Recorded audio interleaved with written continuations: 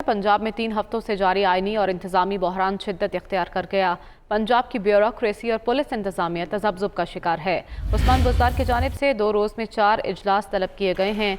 उस्मान बुज़दार के तलब किए गए इजलास में किसी अफसर ने शिरकत नहीं की। इसी बारे में मज़ीद तफसीलात जान लेते हैं। हसन रज़ा हमारे साथ मौजूद हैं। हसन, इस वक्त क्या सिचुएशन है? जी बिल्कुल, पंजाब में 3 हफ्तों से जारी आईनी और इंतजामी बहरान शिद्दत इख्तियार करता दिखाई दे रहा है और पंजाब की सिविल और पुलिस इंतजामिया तज़ब्ज़ुब का शिकार होती दिखाई दे रही है। किसी के अहकाम मानने हैं और किन के अहकाम नहीं मानने, इस पर ये जो है ब्यूरोक्रेसी बहुत कंफ्यूजन का शिकार है।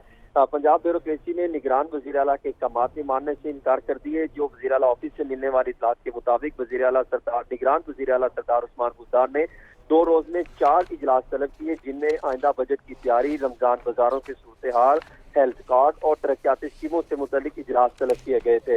वज़ीर आला सेक्रेटेरिएट के इजलास के दौरान जो मुतअद्दिद अफसरान को कॉल भी की गई, लेकिन किसी ऑफिसर ने आने से जो है वो माजरत कर ली। कोई ऑफिसर इजलास में शरीक नहीं हुआ। इजलास में शिरकत न करने के लिए बाद अफसरान ने कहा कि हम इस्लामाबाद में हैं। बहुत शुक्रिया हसन रजा, आपने अपडेट किया।